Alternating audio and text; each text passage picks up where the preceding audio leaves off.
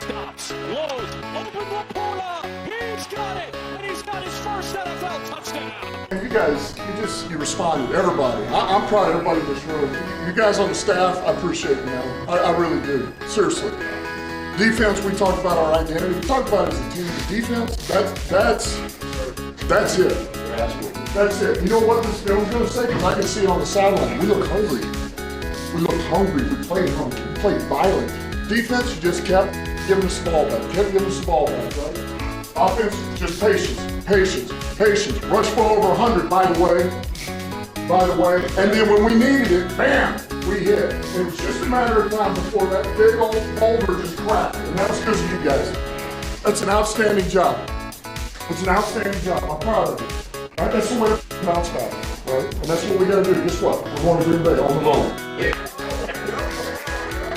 It's going to be freaking great, guys. We know that place well, don't we? We know it well.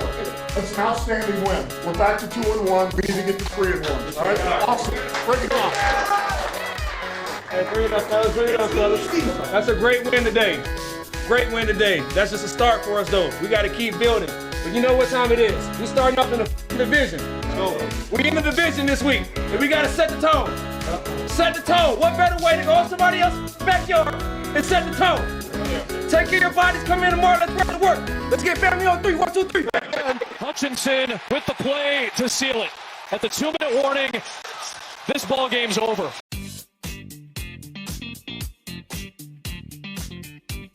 Hey there, everybody. Welcome back to the Hat and Beard Show, all you crazy football fans, ladies and gentlemen, cats and dogs, everything in between. Today, we have got an absolutely special show lined up for you today. We are talking about the Detroit Lions' exciting Week 3 victory over the Atlanta Falcons, you guys.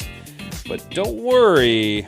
We're keeping it chill and laid back today, and we're going to relive some of the moments from the Week 3 big victory over Atlanta, as well as taking a little sneak peek, you guys. We're going to take a little sneak peek at the Week 4 Thursday night throwdown between the Detroit Lions and the Green Bay Packers up in Lambeau.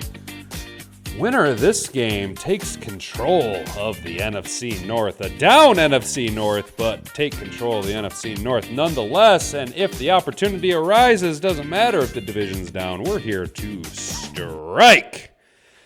Before we get started, do us a favor if you haven't already. Hit that subscribe button, tap that notification bell, and go ahead and hit like on the video if you enjoy the type of content that we provide here. That way you won't miss out on any of this exciting 2023 NFL season, brought to you by the Hat and Beard Show. Guys, I am your hostess with the mostest, Hat and Beard, where my pronouns are savage and I identify as sexy. You guys, I am super excited to dive into this week's video. Let's look at some highlights from the Week 3 beatdown. 20-6 Lions coming out on top of the Atlanta Falcons.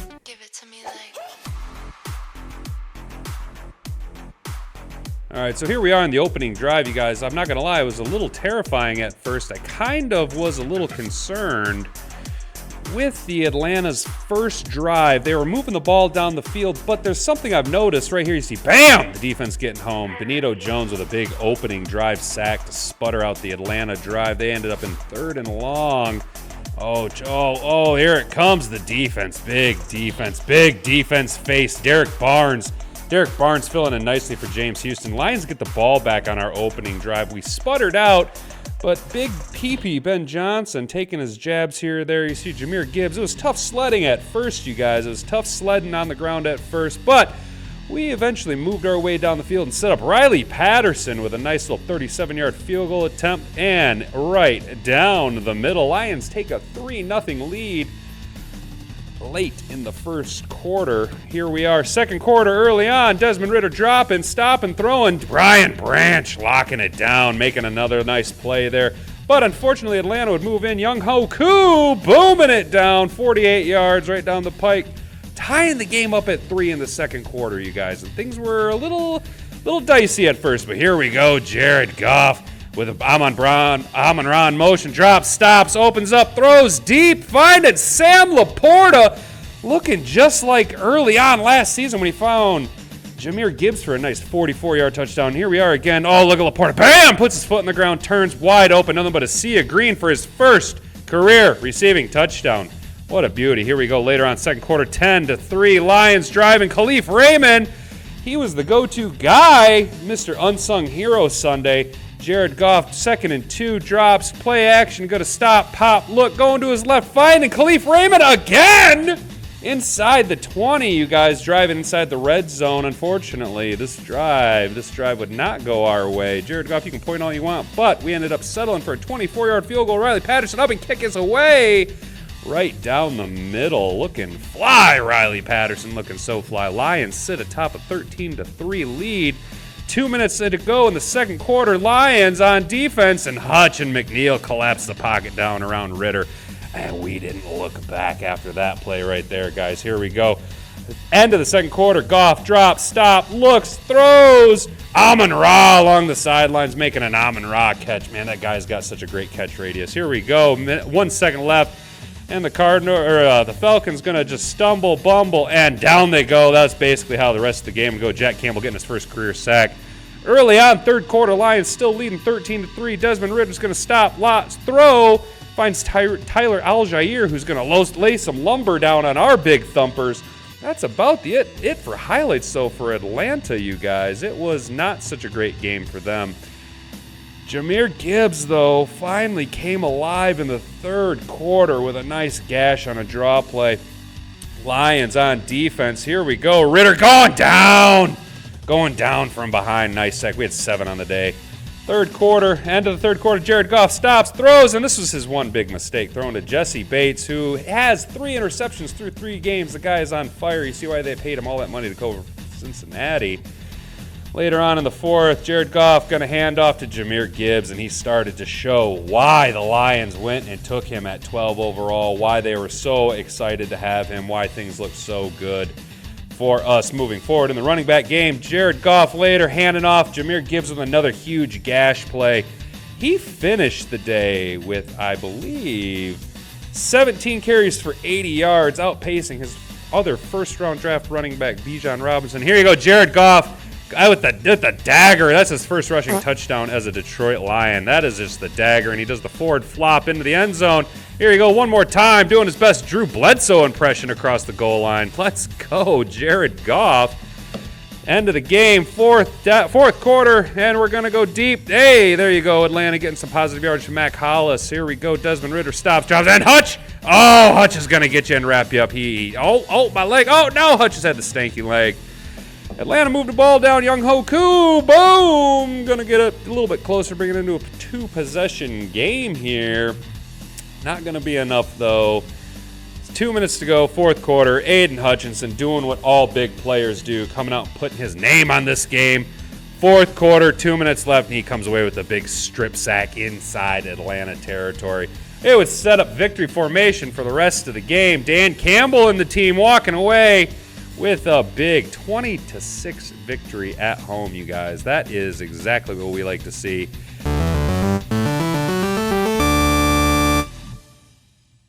I got to apologize for the lighting situation here. My light died, and I didn't realize it until just now. But, you guys, we're just going to keep on trucking because I'm not too worried about it anymore. Just look at the passing statistic. Desmond Ridder went 21 of 38 for 201 yards. Jared Goff, though, outpaced him 22 of 33 for 243 yards, 1 touchdown. That one big interception, which Atlanta could have capitalized to keep the game competitive.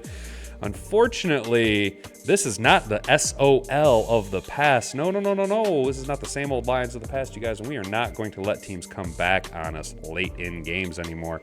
Bijan Robinson, the first running back taken off the board, taken ahead of Jahmyr Gibbs. He went for 10 carries for 33 yards, you guys. The Lions bottled up Atlanta's rushing game, held them to 2.2 yards a carry. Jahmyr Gibbs, 17 carries, 80 yards. And then the leading receivers, Kyle Pitts, had 5 catches for 41 yards. Pretty vanilla outing for him. Unfortunately, Atlanta's not really a pass-first offense.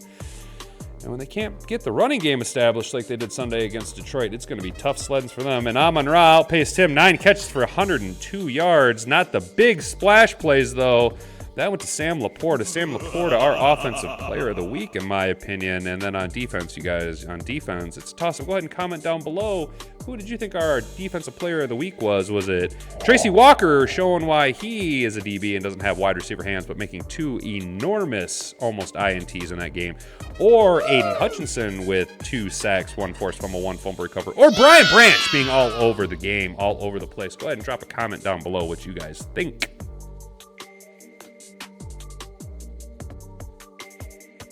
All right, you guys, looking ahead. Week 4, we got ourselves a big game in Lambeau week 4, you guys. On Thursday night primetime, Amazon Prime. Let's go. Detroit Lions.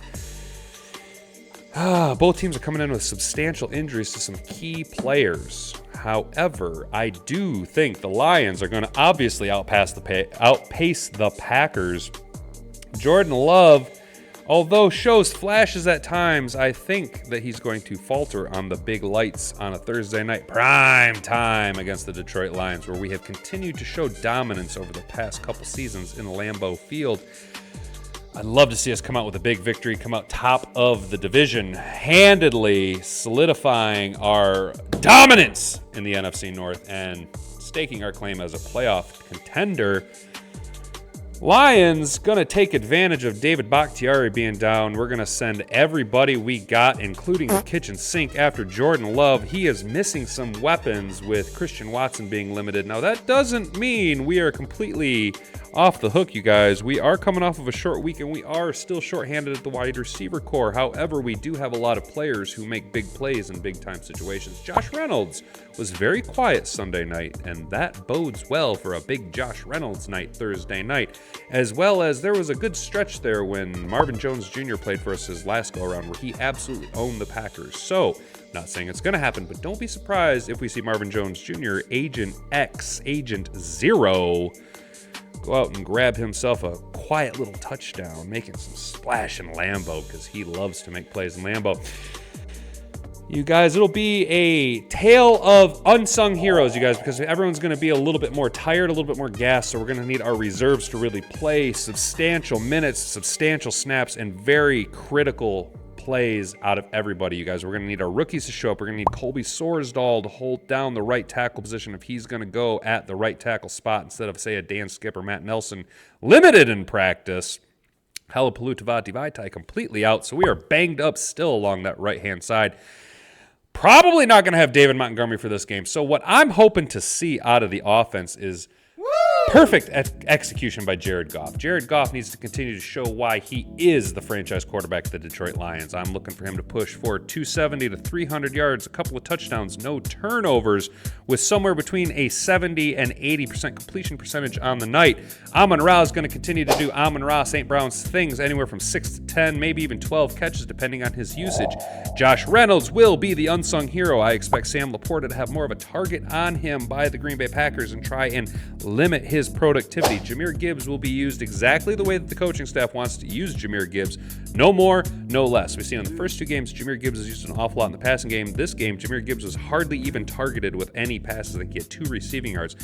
They are going to use Jahmyr Gibbs however they deem Jahmyr Gibbs best utilized against their opponent. I would really, really like to see Zonovan Knight get a little bit more run. He had a few solid carries against Atlanta, and he is a very angry running back. Very angry running back. And it is one of the things that I enjoy is an old school smash mouth style running back. So I'd like to see a little bit more Bam Knight carries. I'd like to see Josh Reynolds come out and grab 6 for 88 and a touchdown and just be sneaky, kind of fall off the radar last week just to come in and make a huge splash. But those of us that are paying attention knows that Josh Reynolds is Mr. Steady Eddie for our offense. He is Jared Goff's safety blanket.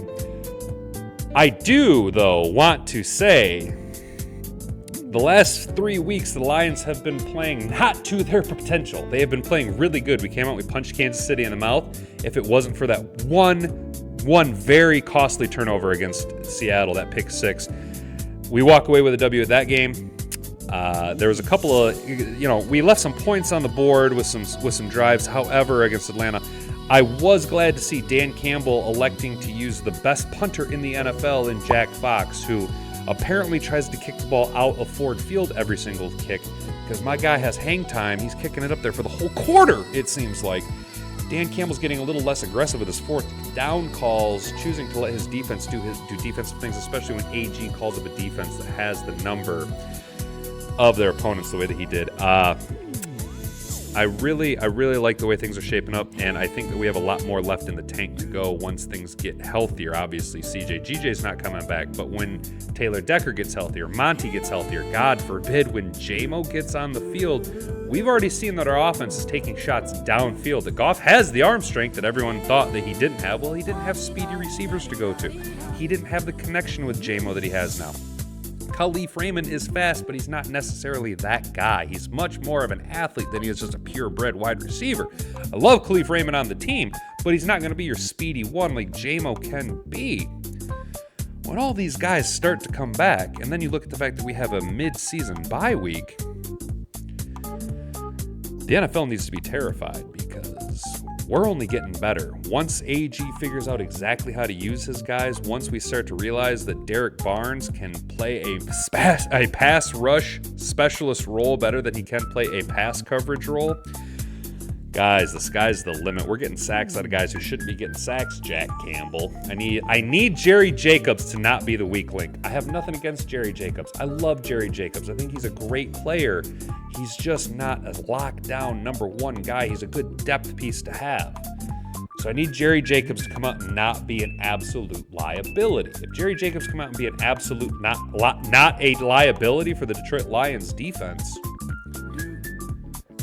Jordan Love's going to have some tough sledding Thursday night. So, you guys, I'm not even going to look at the score or the Vegas numbers. We will do our projections tomorrow, but I'm going to go ahead and say the Lions come out and put 30 on the Green Bay Packers. The Packers score 17. Lions 30-17, going to come out and take a big W on the road in Lambeau to take control of the North. Let's go.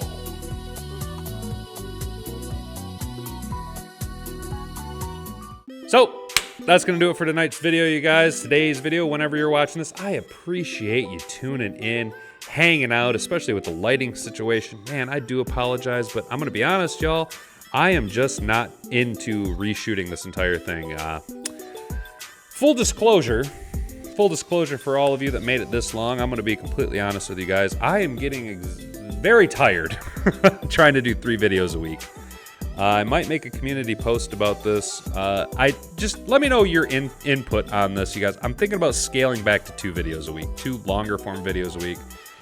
I feel burnt out, not in that I'm tired of content creation, but that I can't keep up. And, you know, I work a full-time job outside of this. So my life has existed like this for the past 3.5 weeks, where I get up at 7:30. I take a half hour to wake up, take a crap, drink a little bit of coffee.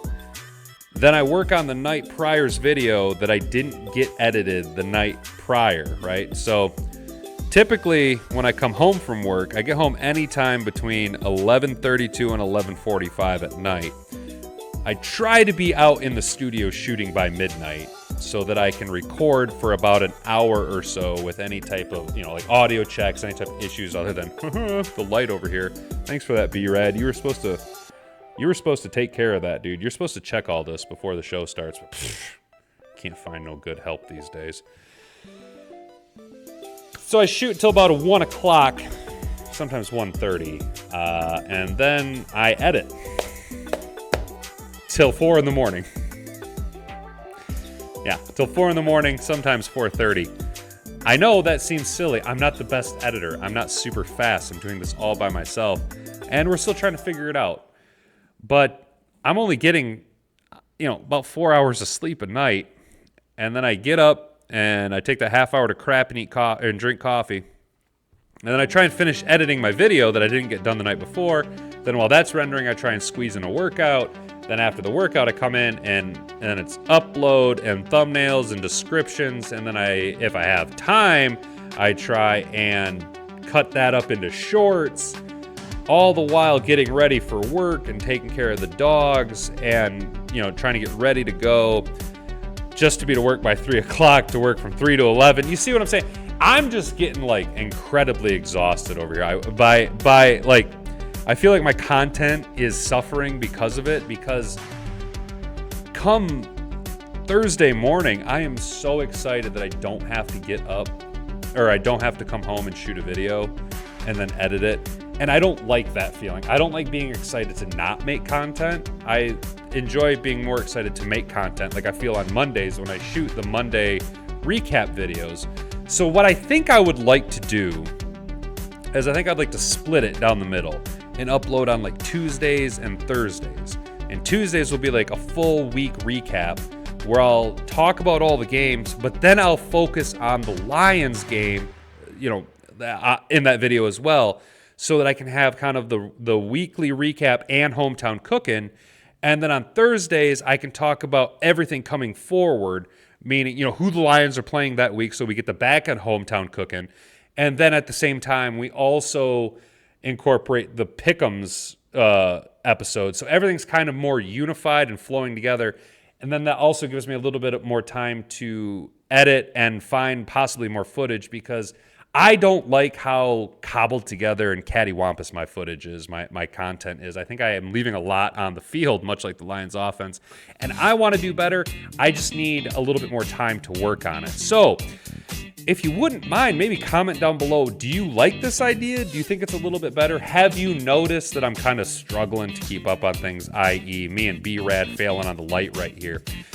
Comment down below, you guys, but thank you for hanging out with me so much. I really appreciate it, you guys. Yeah, I think the 2 uploads a week is the way to go. But you know, if you guys really want me to keep being a slave to the algorithm and failing miserably here with 3 uploads a week, one-man operation, go right ahead. I don't know. We'll figure it out. But thanks for everything, you guys. Appreciate you hanging out, for real. Thank you for watching my silly little channel here. We're doing what we can. It's awesome and incredibly frustrating at the same time. So, guys, do me a favor. Have yourself a good rest of the night. Stay out of trouble. Don't do anything I wouldn't do. That list is very, very small. And frig off.